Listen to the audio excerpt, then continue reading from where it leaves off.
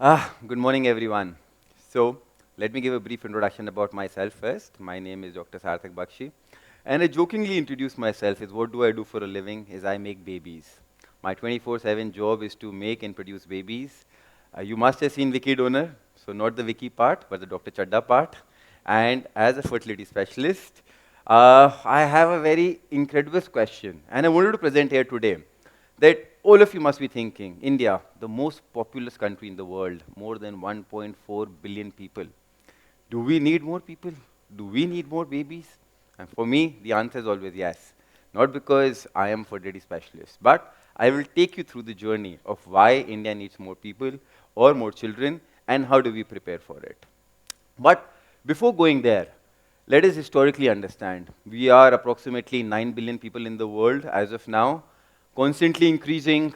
And if anybody of you can do maths, from 9, where do we go? 12, 15, by 2035, by 2050, somewhere around 20 billion or 50 billion people by 2080 is what you might think, as we are increasing. But apparently, we won't ever go till that ratio. Our population, the world population, will plateau at 12 billion or 11 billion. And I'll take you how do we get there. But before going, let's go a little back. When did, historically, when we started, say 5,000 years ago when agriculture came into being, for the first billion people to exist, we were up till 1800s when we reached that population number of 1 billion people. And that time, we had a very healthy fertility. Every 2 people, or a husband or a wife, were having 6 children. But the only problem of those, that out of the 6 children, 4 were dying. So, only 2 were remaining. Sorry. 4 were dying, and we did not have the population replacement. Now, why was that? A lot of problems, hunger, famine, poverty, malnutrition, child mortality, diseases, all of those problems. The solution came, or it became a little better when Industrial Revolution came. In the mid 1800s, by 1850, we got soap, clean drinking water, sanitation, hygiene, a little bit of healthcare, some medical facilities, and that's where the population started to expand. We started to add 1 more billion people by the next 25 years. Or we were now increasing the population every double fold after every 25 years. And hence, how were we not increasing the population? Not by having more babies. We were having the same amount of babies, but the child mortality had decreased. Now, instead of 4 children dying, there were only 2 dying. Bad in a scenario, but at least the population started increasing. And you can see that this was still a linear growth because we were going from 1 to 2, 2 to 3, and that way. The actual population explosion started once we went on beyond the 1870s and 1800s, up till of 1960 and up till of 1970. As you can see, there was a big population explosion. You can see a J curve when the population really started expanding, and till upwards of 2000 when we reached a population of 7 billion people, or upwards of that. That is where the actual population started expanding, and that's where we can see that how we got to such a huge population across the world. But where do you think? Did we keep on increasing? Do we keep on growing there? This wasn't. So, as in 3 phases, I'll take you to the journey. One is population explosion, which you saw. Then comes the population momentum, where you're growing linearly, not exponentially. And then there's a population decline, which eventually, you believe it or not, there are a lot of countries in the world where the population is actually shrinking or decreasing. I'll also explain it to you how we have come over here, that the maximum population where the world will end into will be between 11 to 14 billion people across any time going henceforward. So you can see that the population explosion, which was going the J curve, will actually start linearing out. It will be a linear growth. All of your commerce students, or if you're not, this is simple math, that you can see from a J curve, we are going into linear growth phase. So the thing that happened, and why is not population increasing, is now, instead of 6 children, we are only having 2 children. Now there are no more, child mortality has completely been wiped out or decreased to a level. Healthcare facilities have improved. All the other technological advancement, medical advancements, anything that wanted to be done has been improved. the lifespan has increased. The mortality which was there has not gone. So the new balance, why do we start, not having that exponential growth and having that linear growth, is because of the fact that we are now having lesser babies, which is 2. The basic concept is called TFR, total fertility rate. And it's very simple. Man and a woman, husband or a wife, if they die, they need to be replaced by 2 people. So, for the population to change, the TFR has to be 2, the total fertility rate for the population to keep on increasing. India is currently, believe it or not, at 2.1 or 2 itself, where the population is just about replacing itself. I'll take you through the presentation where a lot of countries have gone beyond 2, and the only bright light across the world which is supporting this population expansion is Africa. Not Asia anymore, but Africa itself. Now, where was India during all this time? In 1800s, India, a poor country, suffering from multiple problems, under the British Raj, having as many problems as you see, there was only linear growth happening. We were producing a lot of babies. When people were having 6, probably India was having 10, 8, or more than that. But our actual population explosion went ahead just pre-independence or by that time. Our population actually expanded upwards from 1940s till 2020. From that to this point, we actually tripled our population. From approximately 400 or 500 million, we are now 1.4 billion people till 2020. That is where our population explosions happened, and that's where actual growth took place. As you can see in the curve, that if we keep on going, but now there are not as many babies being produced, the increase in population is less, and you would see us plateauing. You will see that the population is now going through a linear curve, and now that our population will not keep on increasing at that fast pace. It will increase, but we are in a linear philosophy. Now, we overtook our one competitive nation, China. I'll show you their graph compared to ours, and what they did, which we haven't done. China, which was double our population since beginning. They also had the same population explosion like we had, but a little earlier. They only had one change. They implemented a one-child policy in 1970, a very strict coercive policy that you cannot have more babies. At that point of time, it was thought, probably as you guys are thinking in India, that, oh, we have already too many people. Why are we getting more people? China thought the same thing, that we don't need more people, and we need to control our population because all the problems are caused due to population. They implemented that in 1970, and if you guys have read any recent news, they have gone back on it. They have regretted it. Their population curve, instead of population growth to momentum, has now gone on to decline. Statistics have said that by 2100, in the year 2100, their population will shrink by half. They are already on a negative decline, and will keep on declining because they are not having enough babies. Now, if you have understood the concept, or let me explain it to you, that in a very brief and easy way, this is how the world population looks like. Under the age of 15, each doll here represents like 100 million people. At the base of it, under the age of 15, there are approximately 2 billion people. Above the age of 15, say 30, 45, there are again 1.5, 1.6, and so approximately by 2015, we had approximately 7 billion people or so. That kept on increasing. You said, I'm now trying to explain why there is a linear curve. Because you would see that every decade or so, we are adding 10 billion people, or we are adding every billion people, are adding every 10 years or so, or 2 billion at the max. We are not adding 4 billion people. We are not doubling the population. So in this graph, you can see Asia, which is already there, has not replaced its level. It's also increased. What was 15 years ago or 10 years ago is the same amount of people being produced. Europe and America, they have stagnated. They haven't increased in the last 30, 45 years. Whatever population they had is the same. There is no increase. The only thing that has increased is the African population. African population has actually doubled every 30 years. They have increased in that number. So let's move 15 years on hence. What happens? The base of the population, which was like 2 billion people, they move up. The 30 years old become 45 years old and hence forward. So we see that have we added more people down there? No. If it was 2 billion under the age of 15, it's 2 more billion people added. It's just that people are getting older. And we move forward. People are getting more older. And you see that Africa or Asia are the only growth factors. Europe, Americas have completely stagnated. So, from that 7 to 11 billion people, if I have to give you a picture, how did we increase this 4 billion people? Is that there were no more number of babies were not born. People have become older. The longevity has increased. The lifespan has increased. People who used to die, or the average lifespan, which was 55, 60, has now increased up till 72, 73. And good for a little elder people over here. It's a good positive news that you get to see your future generations. We are now, say, this pyramid or this picture shows around 10 billion people. And if I calculate upwards of 75, 80, we can add one more billion people over here.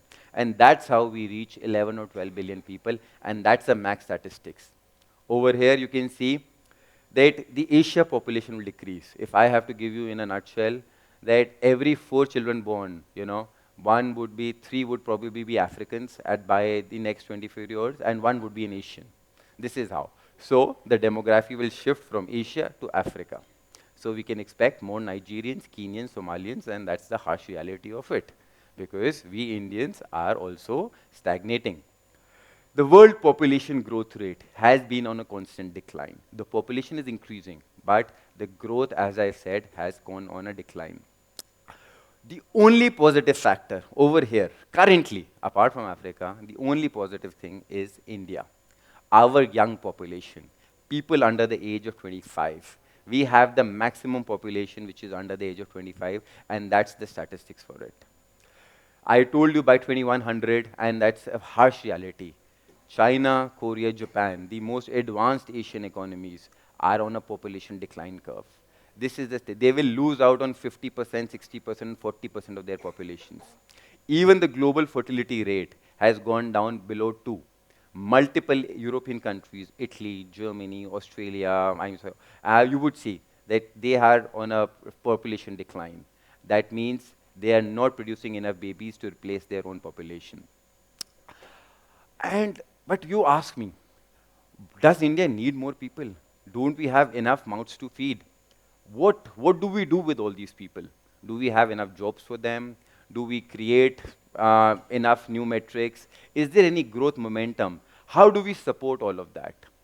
But I am telling you, what we are looking for, what our Prime Minister is saying, Viksit Bharat, the other yojanas that are being launched, everything we want to make in India, what China had, what we have, is our workforce. And unless we have a productive workforce, only then can growth be sustained. Unless we produce more Satya Nadellas and the other innovators of the world, only then can we aspire that we are producing more geniuses. And unless we produce more young people with you, how can we take care of the old people if we are not having enough young people to take care of them?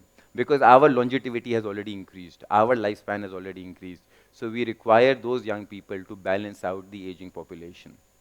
Globally, as you can see, by 2050, we are going to have more number of people above the age of 60 than the under age of 14. So there is a population aging curve that you can see that we are producing, getting more and more old and not having enough babies. So India, the bright light, the bright shining example, is what we are expecting. The only question is the paradox that you've all been asking. So many mouths to feed, so many less jobs. We are adding almost 13 million people every year in workforce. But where are the jobs? I see joblessness every day, unemployment every day. We want to hire people, we don't get the right staff. This is because of only 3 big factors that we need to take care of. Out of those 3 big factors, the first is the government. Regulatory hassles, infrastructure development, red tapeism, bureaucratism, that has to decrease so that we have a push to our economy. The second is what a great college like yours is solving the skill gap. Outdated education system is being updated. We need to provide the right kind of education which is required. We need to provide vocational and skill gap training that is required for today's workforce. Creator economy, gig economies, industrial automation, whatever is required from young people like you to support that. And if you want to become China, or if you want to become the next big thing in the world, we have to open our heart and open our everything for other companies to come and invest in. We want to invite people to think of India as as the go-to market for IT or factories or any other thing. We are the workers of the world and we are the innovators of the world. But if we don't do that, if we just like this, कि चलता है चलते रहने दो, जो हो रहा है होते रहने दो, population increase हो रही है तो होते रहे, decrease हो रही है तो होते रहे, how do we care?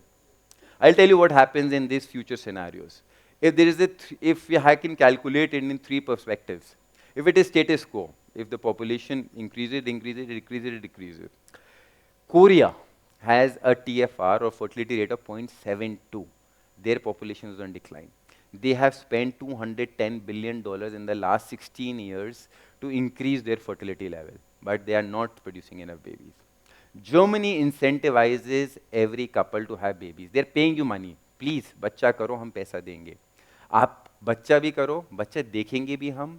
We'll take care of it. We'll provide you free health care. Just have a baby. That's how much incentivization Germany, Korea are giving to its citizens to have more babies, because their population is now only getting growth through immigration and not through their own citizens. But that kind of status quo just gives a burden to the economy. It is not a feasible solution. There's a second solution, which has been the forceful, coercion, xenophobia. Bhai, either do it my way or the highway. This has been done by China, as I told you, in the one-child policy. In 1965, Romania did the same thing. They forced their women to have babies because their population they wanted, some war was going on. Although they were a little successful, but what did it eventually lend to? Suffering, depression for women, anxiety, societal anger. We also had a part of it in India when we had, forced vasectomies during one of our governments. Did it end well for us or the government? No. Any kind of forceful behavior, any kind of forceful reproduction or putting a cap on birthing rights has never been the right way. So what is the right way? The only right way is the resilient way. And the only resilient world that we are looking for is where we empower, educate, and innovate. If we empower our women, if we educate our students, and if we innovate through ourselves, is the resilient solution that we are looking for. And that's how our society will increase and our population will always be good. So, coming to that question, why does India need more children? Or if you're already having problems with government and other things, how do we cater to the mouths we feed and what do we do about them? If we don't have enough people, if there is no future for us, how do we look into that? I am telling you, we require more children, not only because we need more minds to create, we need more hands to build, we need more hearts to care. We require more young people to look after the old people. Things are inevitable. People will get older. If we don't have younger population, we won't be able to look into them. And the answer to all the problems of the world will be given through our young innovators, which are yet to be born, and to the young creators, which are yet to find their inventions. The answer to the population, answer to this problem, to every problem, will not be through population control. It will be through empowerment, education, and innovation. That's the answer that we are looking for. The answer to a resilient world is through these 5 things. Very simply, education gap, which I've already told you that you guys are fulfilling through AI, through getting the best curriculum, through learning what is required in today's world. Having jobs. India is getting more and more factories. We are becoming the manufacturing capital of the world sooner or later. We are getting more people, but we require the right kind of people with the right skill set. We require to support our parenthood. We don't want to become Germany or Korea where we need incentives to get more babies. But we require any parent, they get incentivized, they have the support system, they have leaves, they have paternal, maternal leaves, they have the government supporting them. We need to empower women. Women are the backbone of any society. Unless they are empowered, educated, and they have equal rights, they won't be able to know. And finally, we require technology. AI, cloud computing, big data, blockchain, all these fancy words, we need to be inculcated in our society to create this resilient world of ours. And once we have all of those, there is no looking back for India and its population, which is ready to thrive. So, the question being, why does India need more children? Don't we have already enough mouths to feed, or enough joblessness, or enough less factories where people are not required? We require more people because people are the only hope in any dire time. It is your future and our future. My future depends on the younger population innovating for the global challenges that are not looking into. We are fighting with nature every day, with floods, with calamities, with hurricanes, with sun, with heat and everything. You can, you can blame the problem on the population, but the solution is going to be found by the young innovators like you and the young innovators which are waiting to be born.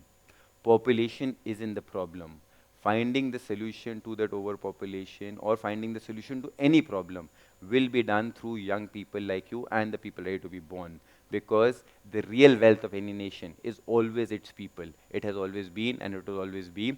And the real wealth of India is the next generation that is yet to be produced. So hence, thank you everyone for having a patient talk. Thank you.